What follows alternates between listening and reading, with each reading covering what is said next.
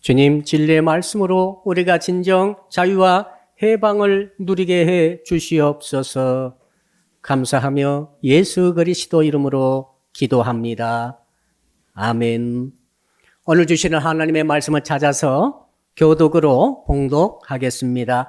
시편 144편 12절로 15절의 말씀입니다.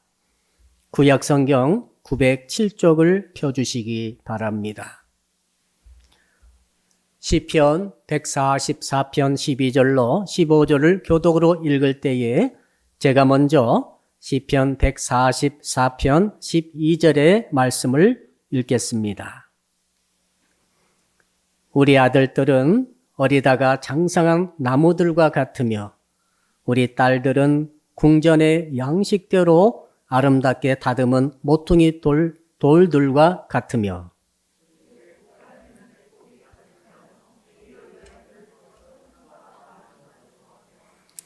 우리 숫소는 무겁게 실었으며 또 우리를 침노하는 일이나 우리가 나가 막는 일이 없으며 우리 거리에는 슬피 부르짖음이 없을진대.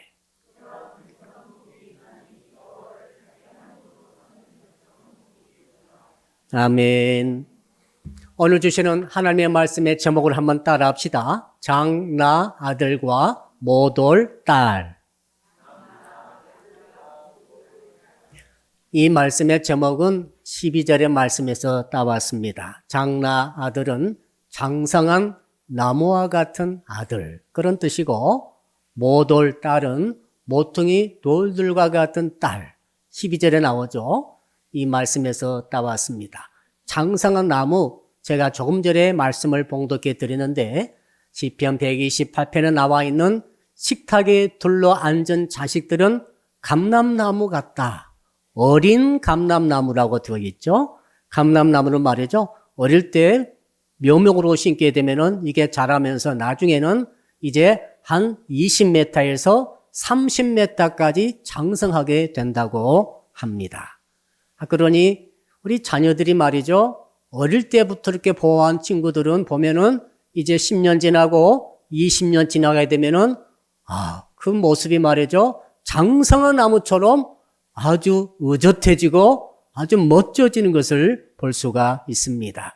오늘 본문의 말씀은 다윗이 전쟁을 끝내고 나서 하나님께 감사하면서 백성들을 축복하는 내용입니다.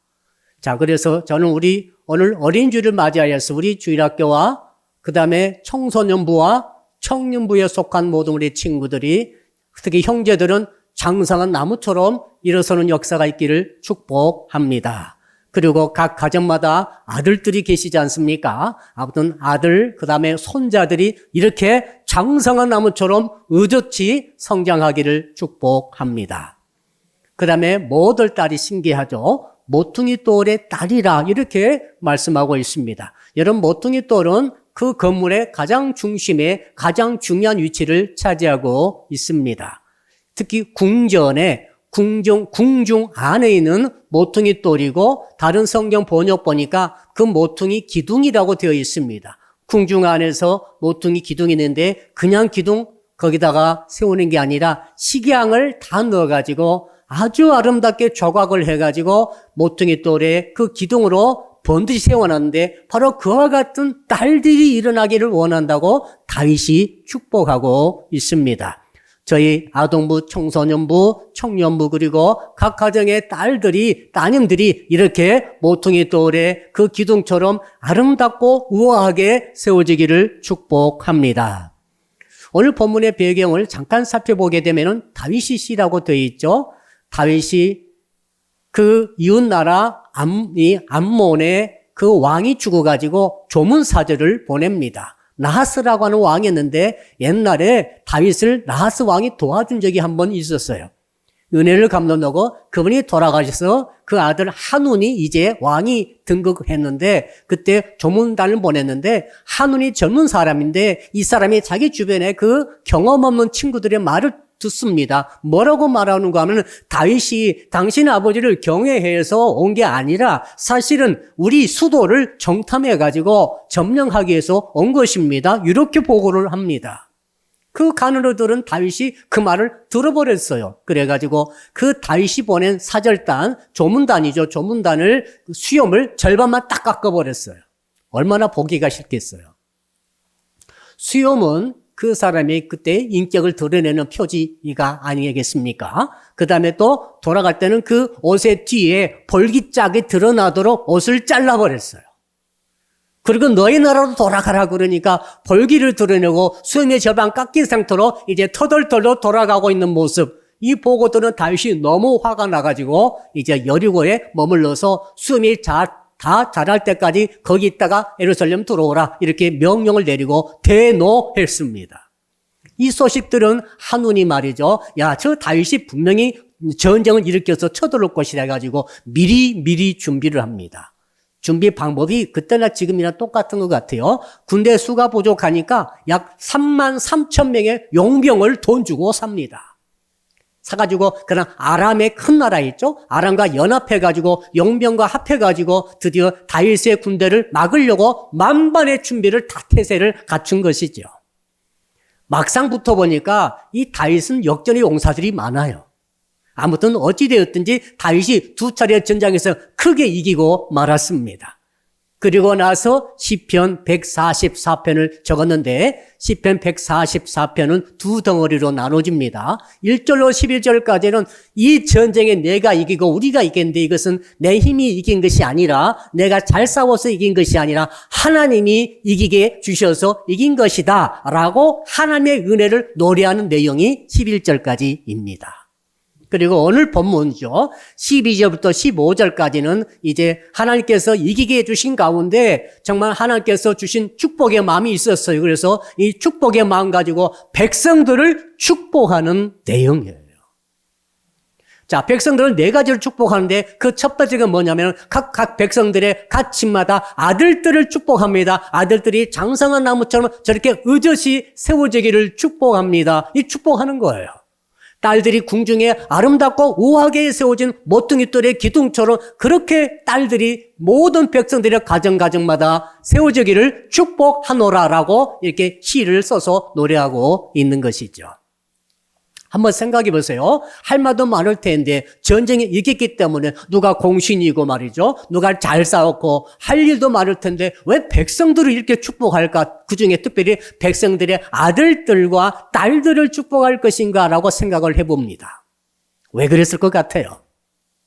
여러분, 다윗이 느낀 것은 있습니다. 이 전쟁은 하나님께 속한 것이고 하나님이 이기게 주셨다라고 확실히 믿어졌어요. 믿어지니까 뭐가 감사합니까? 다윗은 말이죠. 아무리 전쟁을 잘한다 할지라도 혼자 싸울 수는 없어요. 싸우기는 누가 싸웁니까? 백성들이 싸우는 거예요. 부친이 말이죠. 저 크레물린 그 밑에 지하 벙커에 앉아 있어가지고 젊은이들을 다 내보내잖아요. 백성들 내보내서 백성들이 죽고 난리인데 자기는 뒤에 딱 있단 말이죠. 가만히 다윗이 생각해 보니까 자기가 말이죠. 싸운 것도 아닙니다. 사실은. 자기는 뒤에 있는 거예요, 지금. 그래서 하나님께 먼저 감사하고 두 번째로는 하나님께서 나와 싸우도록 한 백성들이 너무 감사한 거죠. 이기려면은 하나님의 은혜가 와야 되고 두 번째는 이기려면은 백성들이 강성해야 된다. 그 다음에 백성들이 강성하려면 어떻게 하면 강성하는가? 그거죠, 바로. 백성들의 아들들과 딸들이 강성해야 된다. 옛날에는 말이죠. 무슨 폭탄이 있겠습니까? 미사일이 있겠습니까? 전쟁하게 되면 그냥 일대로 붙어서 싸우는 거예요. 그러니까 숫자가 많은 팀이 이기는 거죠. 이기기 쉬운 거죠. 그래서 축복하기를 주님 백성들을 축복합니다 하면서 백성들이 강성하게 하려면은 그 아들들을 축복합니다. 딸들을 축복합니다. 이렇게 축복을 했던 것입니다. 성도 여러분들이 세상에 나가서 세상의 나라와 사탄의 나라와 싸울 때 이기려면은 하나님께서 도와주셔야 됩니다. 그리고 이기려면 여러분들이 강성해야 됩니다. 여러분들이 강성을 하려면 여러분의 아들들과 딸들이 강성해야 할 줄로 믿습니다. 여러분, 한국교회가 강성하려면 말이죠. 한국교회 어른 장년 성도들이 강성해야 되지만은 진짜 중요한 것은 한국교회 아이들이 강성해야 할 줄로 믿습니다. 그 원리죠. 자, 그래서 이제 구체적으로 다윗이 어떻게 아들들을 축복하고 딸들을 축복하는가? 여러분 12절을 같이 한번 읽어 보겠습니다. 12절 시작. 우리 아들들은 어리다가 장성한 나무들과 같으며 우리 딸들은 궁전의 양식대로 아름답게 다듬은 모퉁이 돌들과 같으며. 자, 어리다가 그랬어. 어리다가. 어릴 때 한없이 어렸죠. 똥오줌도 못 가리고 말도 제대로 못하고 걷지도 못하고 공부도 제대로 못하고 그런 상태에 있던 어린 아이들이 말이죠. 어린 아들입니다. 아들들이 어느덧 장성하게 돼가지고 옛날에 고향에 가보니까 그때 조금 했던 나무가 한 30년 지나서 가보니까 우람한 나무로 됐더라고요. 감람나무가 제일 크게 되면 40m까지 자란답니다. 그러니까 이만했던 나무가 40m 자라게 되면 폭이 말이죠. 엄청나게 넓어지죠. 기둥이 되는 거죠. 제 역할을 하게 되는 거죠. 자, 궁중에 건축 재료로 기둥으로 들어갈 수도 있고 대들보로 들어갈 수도 있고 각 가정의 큰 사업체의 기둥이 될 수도 있고 대들보가 될 수도 있고 온 나라의 기간 산업을 움직이는 인물이 될 수도 있고 역할이 된다는 것이죠. 그런 의미에서 장성한 나무로 자라나라고 축복한 줄로 믿습니다. 우리 형제들, 아들들, 모두 우리 청소년들 중에 남자 우리 형제들은 주 안에서 장성한 나무처럼 되어지기를 축복합니다. 얼마나 그러니까 신선하면서도 이제 싹이 나가지고 쭉쭉쭉 자라서 바로 되어진 큰 나무 이런 뜻입니다. 오래 20년, 30년 지나가지고 한 50년, 60년 그런 고목이 그런 개념이 아니고 이제 막 성장해가지고 큰 나무가 딱 된 그 상태의 청년들, 그 상태의 아들들 이런 모습을 보면서 다윗이 축복한 것입니다. 자, 그러니까 저는 우리 성도 여러분들 중에 특히 우리 모든 남자아이들과 청년들과 이런 가정의 아들들이 그리고 손자들이 정신적으로 육체적으로 영적으로 성장하여서 장성한 나무처럼 되기를 축복합니다. 그럼 딸들은 뭐냐 이거죠. 딸들은 궁중에 아름답게 식양한 모퉁이 돌들과 같다 혹은 아름답게 식양한 모퉁이의 기둥과 같다 이렇게 되어 있습니다. 여러분 에스더라는 우리 왕비를 아시죠? 에스더가 이 모델이에요. 에스더가 궁중에 있었습니다.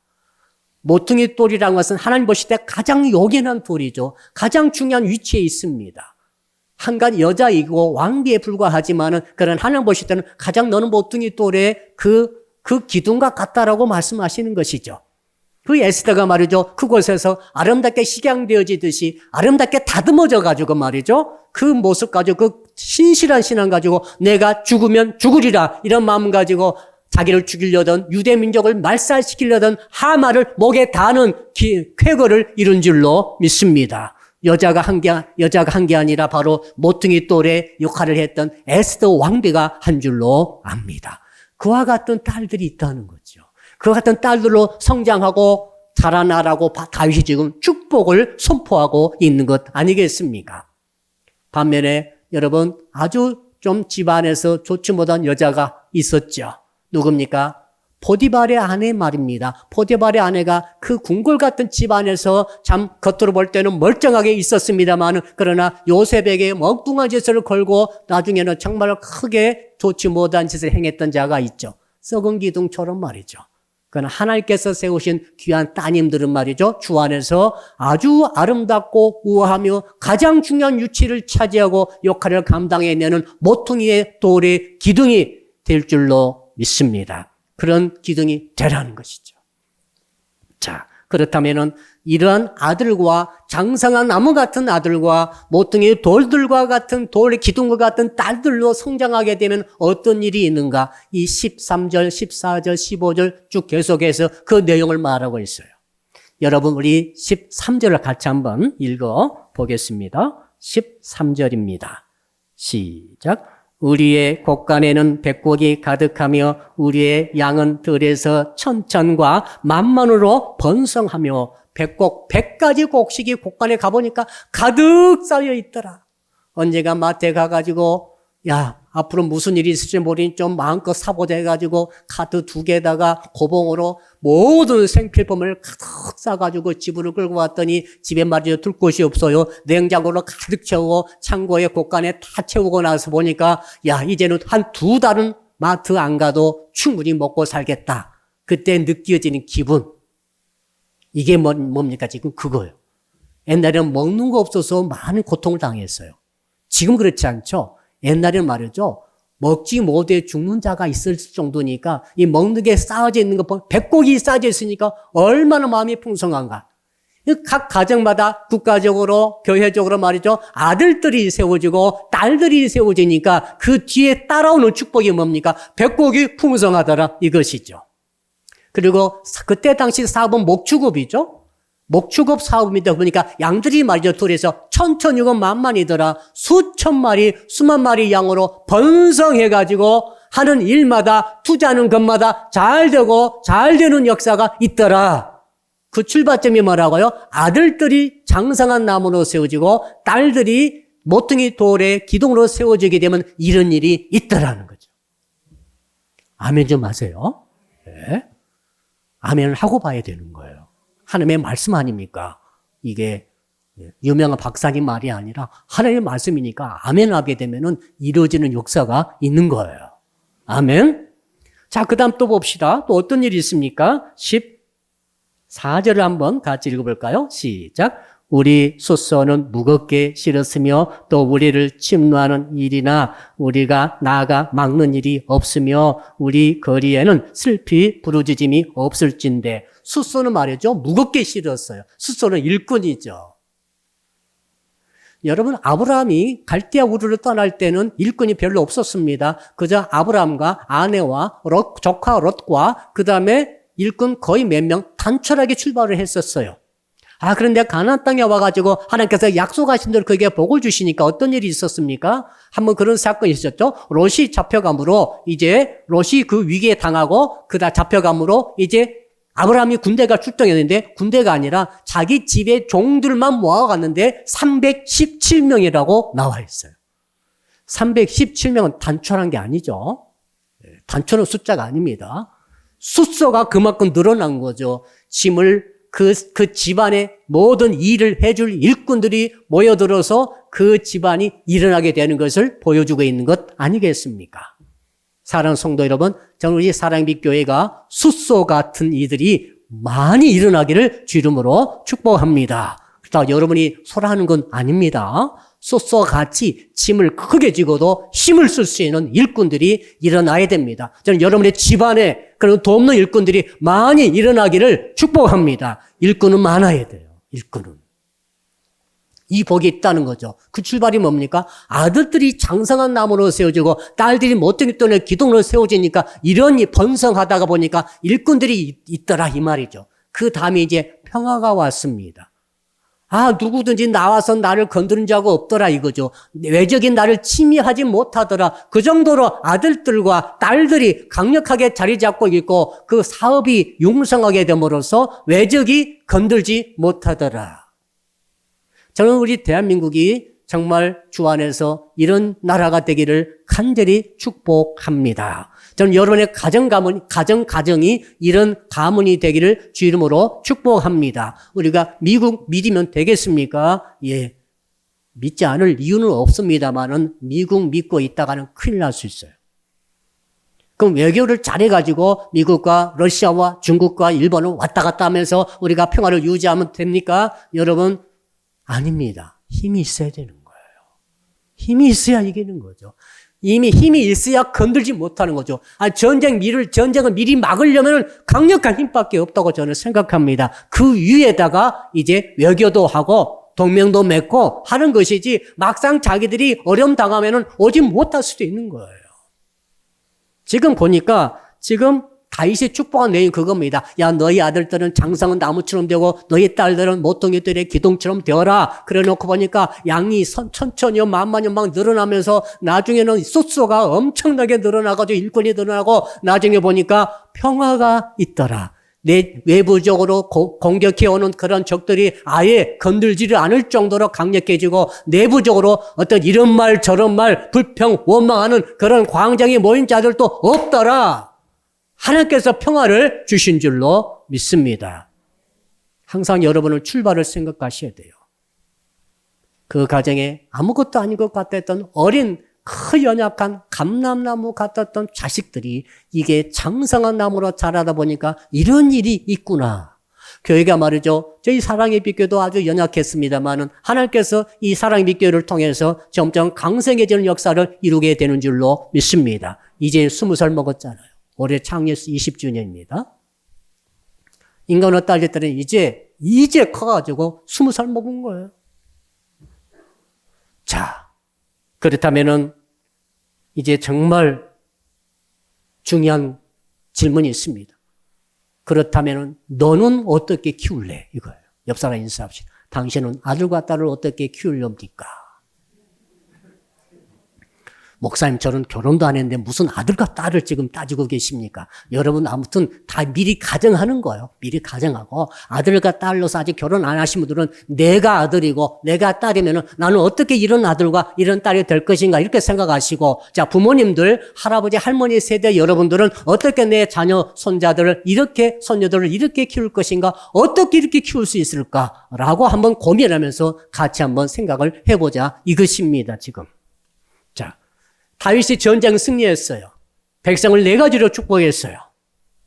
결론이 있습니다. 15절이 결론이에요. 다윗의 결론입니다. 아주 중요한 결론입니다. 여러분 15절 우리 같이 한번 마지막 절입니다. 읽어 보겠습니다. 시작. 이러한 백성은 복이 있나니 여호와를 자기 하나님으로 삼는 백성은 복이 있도다. 여호와를 자기 하나님으로 삼는 백성. 따라합시다. 하나님을 나의 하나님으로 삼아야 됩니다. 아브라함의 하나님도 좋습니다. 이삭의 하나님 좋습니다. 바울의 하나님, 베드로 하나님 다 좋습니다. 그러나 나의 하나님이 없다고 한다면 그 신앙은 무용지물이에요. 무용지물이에요. 나의 하나님은 나를 구원해 주시는 거예요. 나의 하나님은 나의 기도에 응답해 주시는 거예요. 나의 하나님은 나를 축복해 주시는 것입니다. 베드로의 하나님, 또 아브라함, 이삭, 야곱의 하나님이 정말 나를 도와달라 하지만 제일 끝에 가보시 자기 이름이 들어가게 되는 거죠. 아브라함 하나님, 이삭의 하나님, 야곱의 하나님이시오. 이제 저를 축복하소서 이렇게 나가는 거예요. 여러분, 다른 사람의 하나님은 정말 중요합니다만 진짜 중요한 그게 아닙니다. 자기의 하나님이 있느냐 이거예요. 2018년도에 윤동주 시인 있죠. 일본 사람들에게 끝까지 항거하다가 감옥석에서 해방을 한 6개월 앞에 두고 옥사한 우리 젊은이입니다. 윤동주 시인이 말이죠. 2018년도에 그의 친필 유고가 문화재청에 이제 등록이 됐다고 해요. 그때 우리가 지나가 잘 몰랐습니다만은 그 내용 중에 이 윤동주 청년이 말이죠. 일본에서 무슨 운동을 했는지 아시겠죠? 그때 한글 말살운동, 민족성 말살운동 해가지고 한글은 말하지도 못하고 쓰지도 못하게 했을 때 윤동주는 계속해서 한글로 시를 썼습니다. 수백 편의 시를 써가지고 한글로 계속 쓰면서 나는 절대로 한국을 잊을 수 없고 한국을 나는 포기하지 않는다라고 독립운동을 한 거죠. 한글을 써가지고 핍박받을 것 하면서도 그때 친히 이 친필로 썼던 글 중에 시편 144편이 있어요. 다른 시도 있고 다른 서간도 있습니다만은 바로 시편 144편을 친필로 적은 것이 이것이 문화재청에 등록이 됐다 이거예요. 저는 좀 상상해 보았습니다. 청년 윤동주가 얼마나 암울했을까, 얼마나 무서웠을까, 얼마나 두려웠을까. 그러나 그것을 이기면서 내가 이 작은 청년이 말이죠. 힘이 하나도 없습니다. 감옥에 갇히고 때리면 맞고 주는 대로 먹다가 독이 들어있으면 죽는 거예요. 이제 그런 와중 속에서도 그가 어떻게 이 시편 144편을 적을 수 있었을까.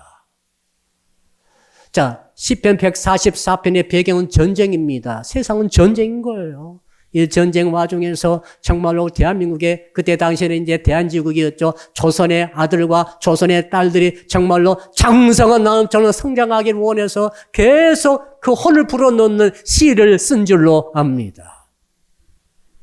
조선의 딸들이 말이죠. 정말로 장성해가지고 모퉁이 똘에 아주 요긴하고 우아하고 아름답고 가장 중요한 역할을 하는 모퉁이의 기둥처럼 장성하기를 위해서 성장하기 위해서 세워지도록 하기 위해서 이렇게 시편 144편에서 신앙의 힘을 얻은 줄로 믿습니다. 윤동주는 말이죠. 자, 시편 144편에 나온 다윗의 하나님을 자기의 하나님으로 믿음으로 이 운동을 죽는 순간까지 펼치게 된 줄로 믿습니다.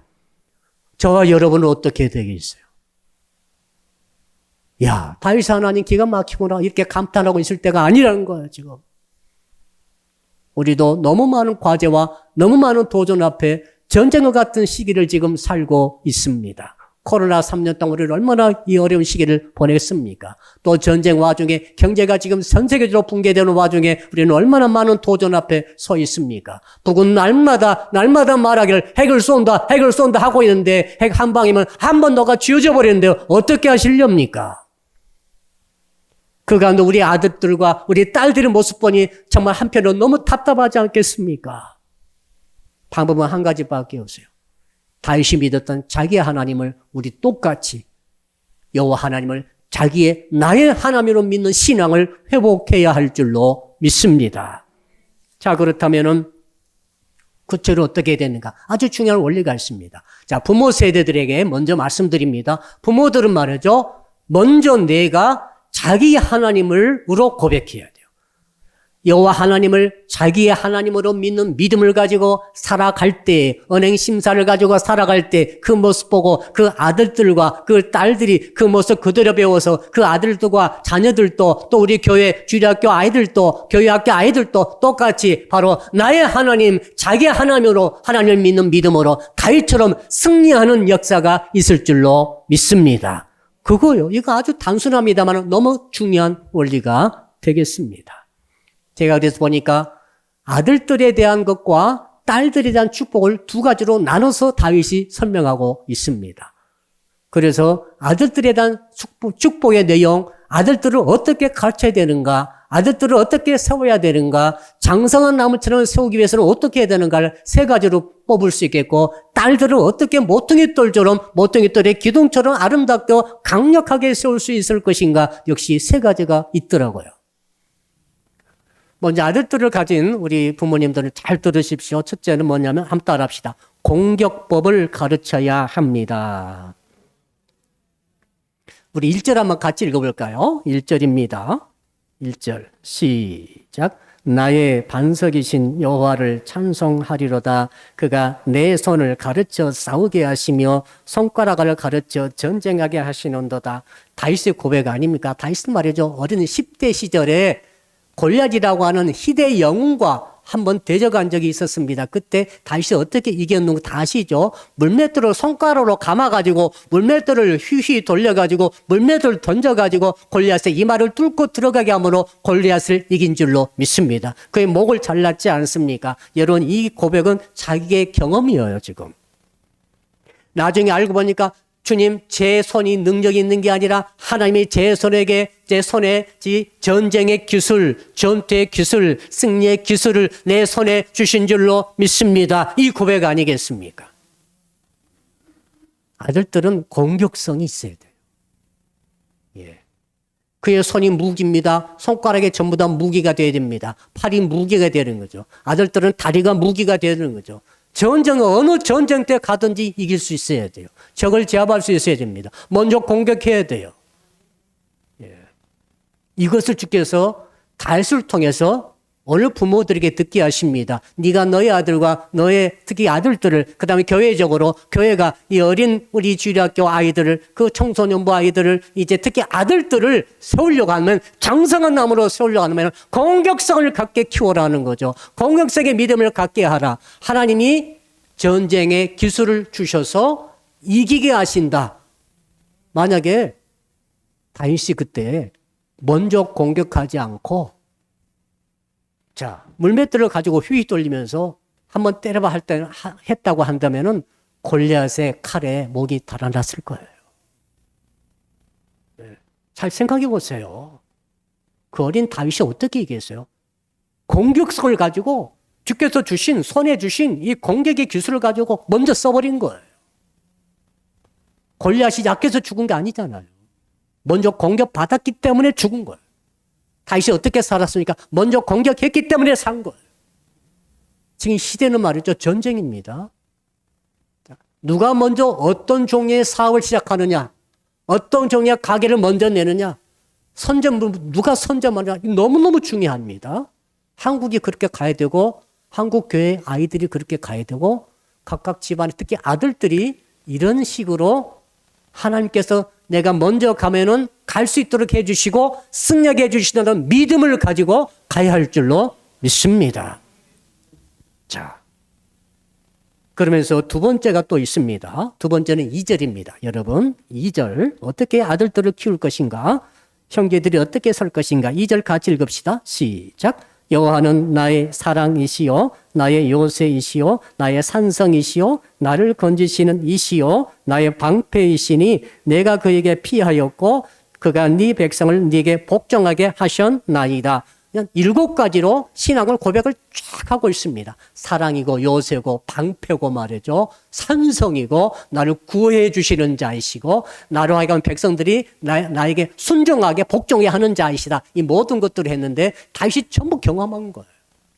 산성은 뭡니까? 산 위에 또 성이 서 있으니까 절대 접근 불가의 보호하심을 뜻합니다. 방패가 여기서는 손방패가 아니라 큰 온몸을 가리는 큰 방패를 뜻하는 언어가 쓰여져 있습니다. 무슨 뜻입니까? 저기 아무리 화살을 쏘도 완벽하게 내가 막아버릴 수 있는 방패가 하나님이시다.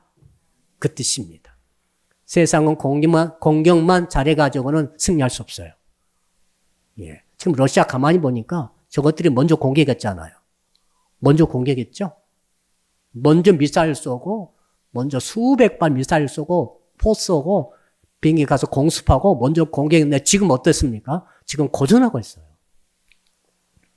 왜요? 방어를 못해. 방어를 잘 못해요. 지금 우크라이나는 방어를 잘하고 있는 것 같아요. 하나님께서 우리 아들들에게 주시는 이 첫 번째 임무는 공격의 임무를 주시면서 기술을 다 주시되 어디 가든지 온 몸뚱어리가 어디 가든지 살아남을 수 있는 기술을 익혀야 되는 거예요.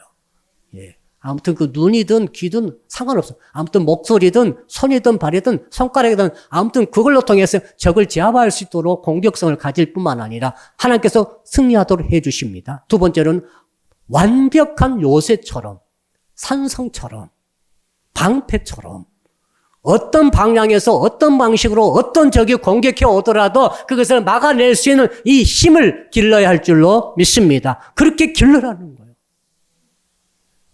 자, 멘탈이 약한 자가 있어요. 체력은 강합니다. 육체미 했나? 아주 체력장 해가지고 아주 잘하는데 멘탈이 약하다 합시다. 안 되는 거죠. 적은 때로 우리 멘탈을 공격하죠. 우리 뒤통수를 때리죠. 옆에서 공격할 수 있어요. 하늘에서 공습할 수도 있잖아요. 여러분, 우리가 사업하더라도 사업이 어떤 공격당할지 아무도 몰라요. 야, 어떤 사업장이 보니까 기가 막힙니다. 그렇게 넓고 그렇게 크고 그렇게 멋지게 딱 세웠는데 바로 얼마 뒤에 보니까 이제 더 큰 것이 들어왔어. 공격받은 거죠. 세상이 그와 같아요. 대한민국이 말이죠. 너무 첩첩산중이죠. 한국교회는 진짜 많은 도전 앞에 있습니다.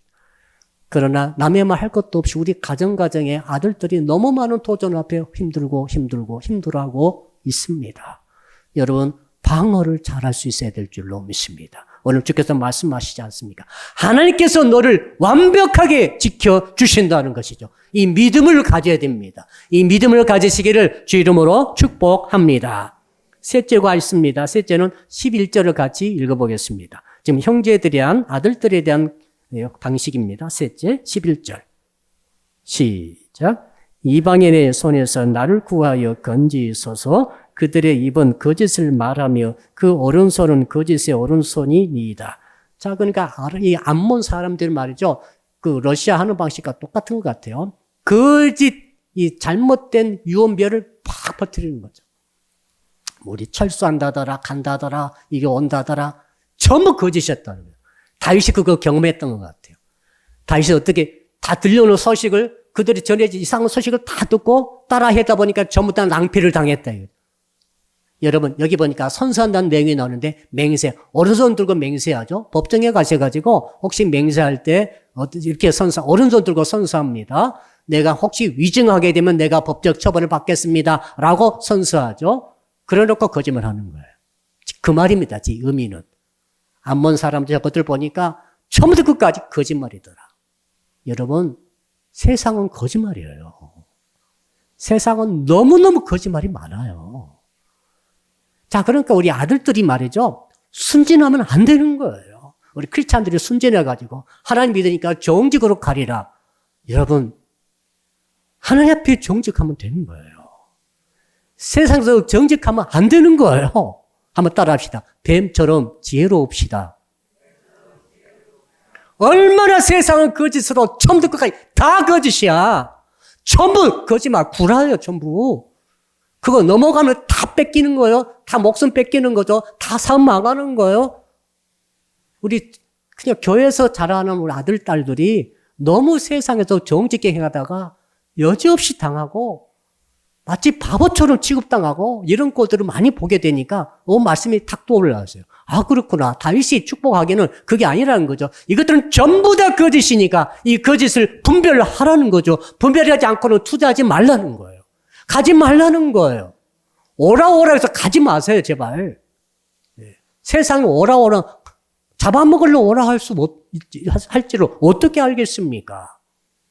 내가 정직하다는 것은 하나님 앞에 정직한 거죠. 이렇게. 교회 앞에 정직하면 되는 거예요, 지금. 세상 말이죠. 완전히 판이 달라요.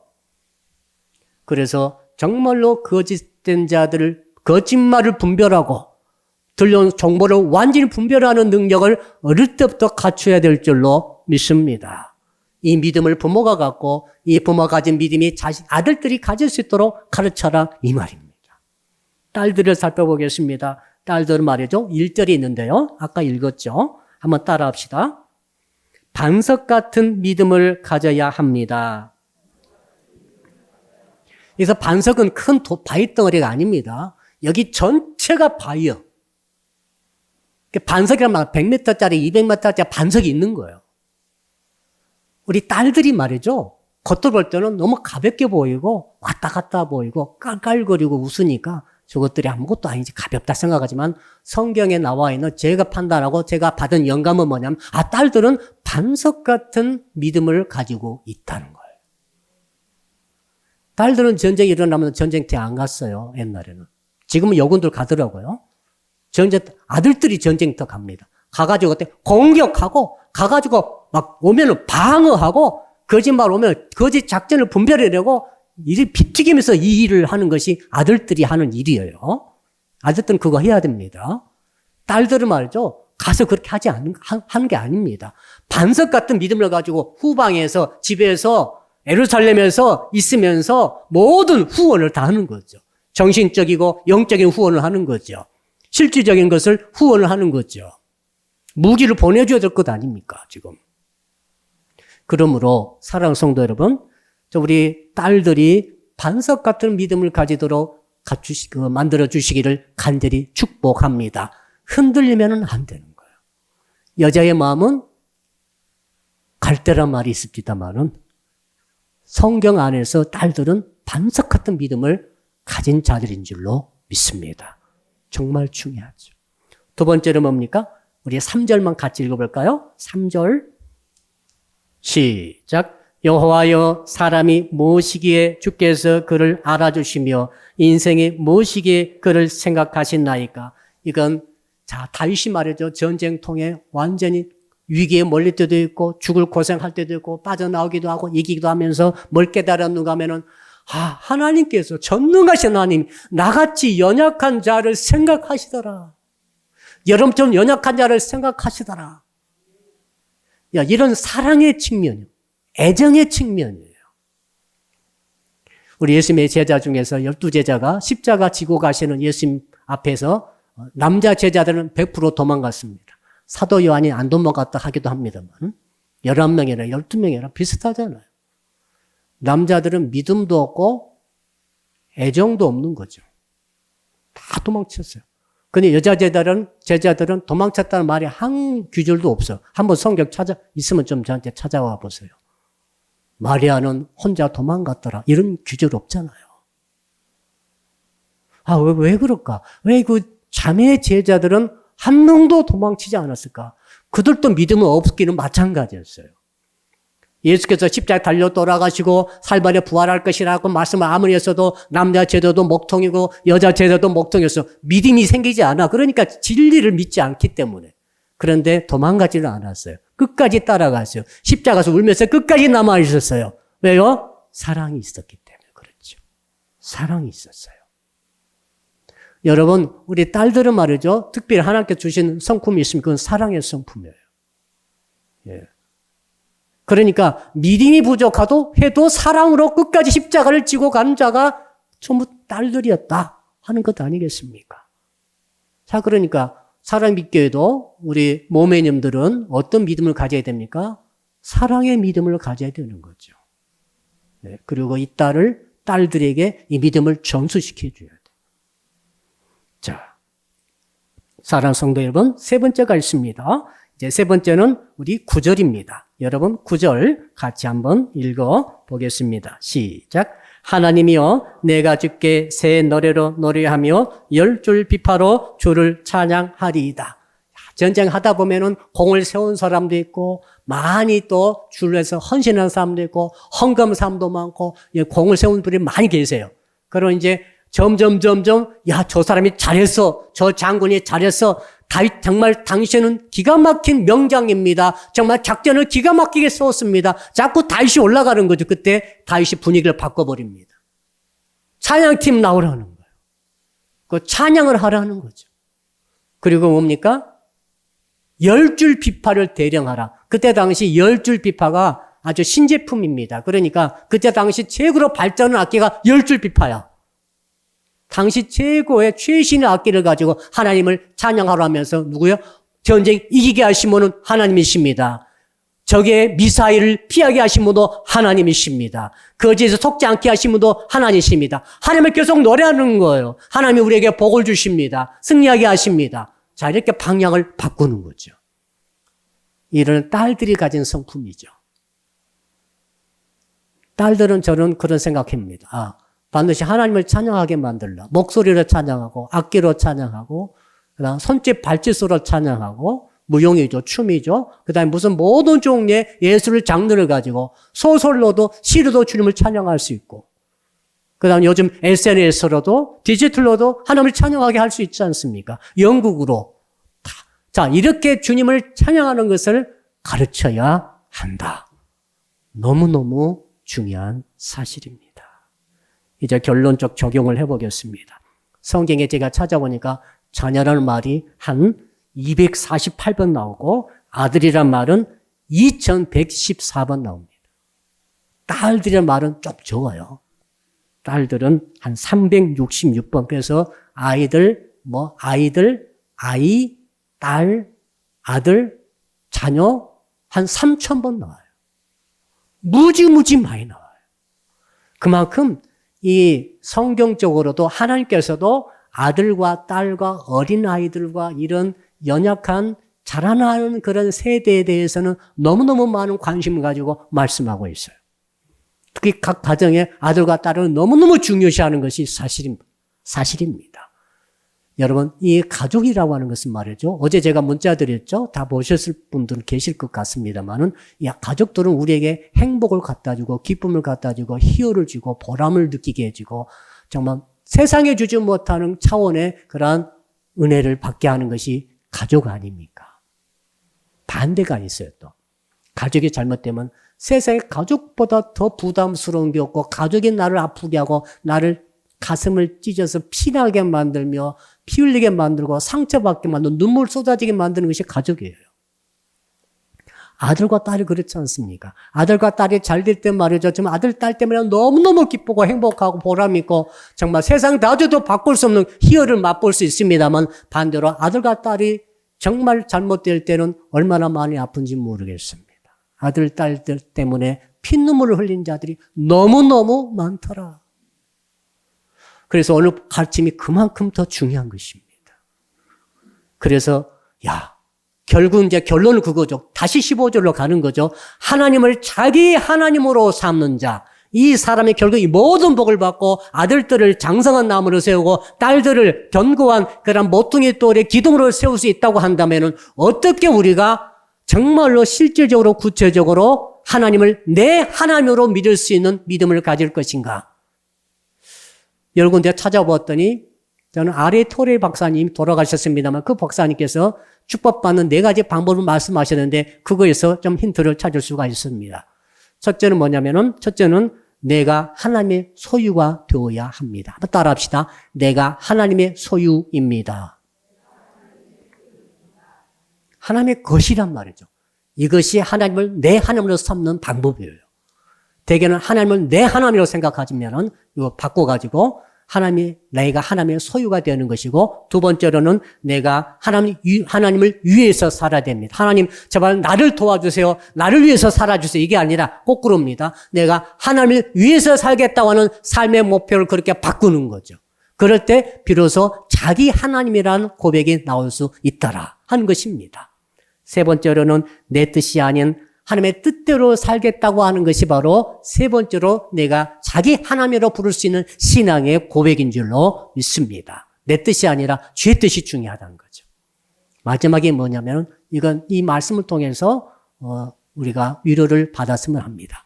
하나님께서 아들들을 장성한 아들로 나무 같은 아들로 세우고 딸들을 모퉁이 돌에 기둥 같은 아름다운 우아한 딸들로 세우는 것은 누가 하시냐면 하나님이 하신다고 그랬어요.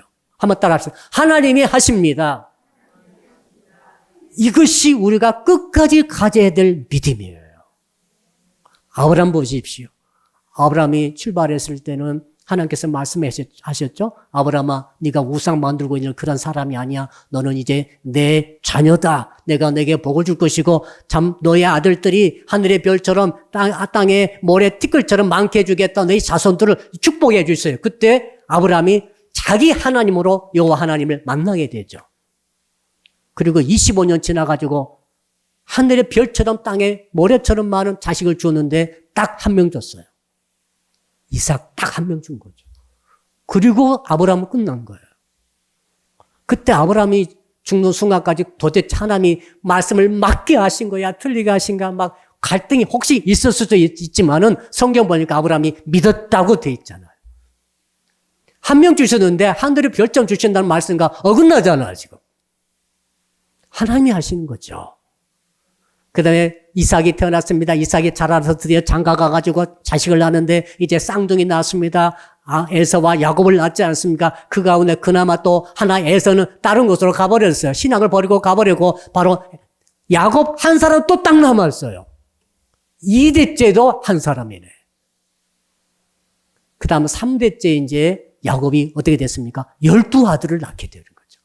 3대째 뭔가 보기 시작한 거죠. 그래서 야곱이 12아들의 12지파의 조상이 된 줄로 압니다. 자, 그렇게 12아들을 낳아가지고 야곱이 무지무지 고생하고 있을 때 아들이 하나도 고생하는데 12이 얼마나 고생했겠어요. 별놈이 다 있었어요. 우리끼리 말인데 별놈이 다 있어요. 살인자도 있고 막 정말. 그런데 그 고생 도중에 하나님께서 하신 거 보세요. 요셉을 이제 4대째 요셉이 야곱의 아들 요셉이 저쪽 애굽으로 건너가가지고 그곳에서 그냥 간 것도 아니고 정말로 노예로 끌려가가지고 그곳에 우여곡절 그때 10년, 10여 년 만에 애굽에 총력이 되지 않습니까? 그 다음에 기근이 와가지고 야곱의 모든 가족이 가문이 그곳에 가가지고 그곳에서 430년을 머물면서 장정만 60만 내는 엄청난 번성의 역사를 이룬 줄로 믿습니다.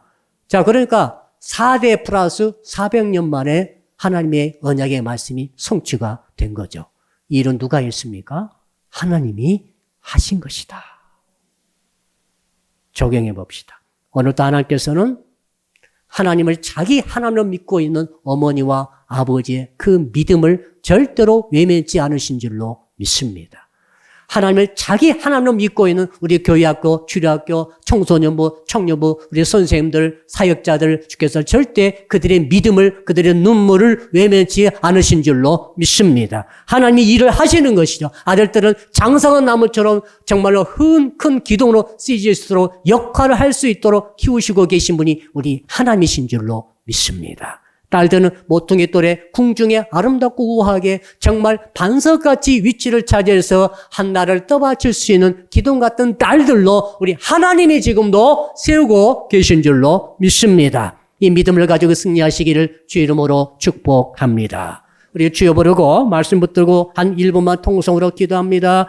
주여, 살아계신 아버지 하나님, 어린이 주일을 맞아요. 오늘 시편 144편 15절로 12절로 15절의 말씀을 통하여서 이렇게 참으로 장성한 나무 같은 아들과 그리고 모퉁이 돌과 같은 우아한 딸들로 세우는 방법을 알려주신 것을 감사합니다. 먼저 우리 부모 세대가 먼저 아버지 하나님을, 자기 하나님을 믿는 믿음을 갖게 하시고, 더불어서 우리 아들과 딸들과 우리 교회학교 모든 자녀들을 그렇게 양육할 수 있도록, 가르칠 수 있도록 주님 도와주시옵소서. 우리 아들들이 공격형을 갖게 하시고 방어형을 충분히 갖게 하시고 거짓을 분별하는 자가 되게 하시고, 우리의 딸들은 반석 같은 흔들리지 않는 믿음을 갖게 하시고 사랑과 애정을 쏟아서 교회와 아들과 딸들을 키우는 역사를 이루게 하시고, 더 나아가 하나님께 영광을 돌리는 찬양의 은혜를 베풀어 주시고 찬양하는 아들 딸이 되므로 앞으로 주께서 하나님 나라를 세울 때 기둥처럼 쓰여지는 아들과 딸들이 일어나는 저희 모든 교우들과 가정들과 사랑이 믿기어 교회가 되게 하여 주실 줄로 믿습니다. 감사할 때 예수 그리스도의 이름으로 간절히 축복하며 기도드리옵나이다. 아멘.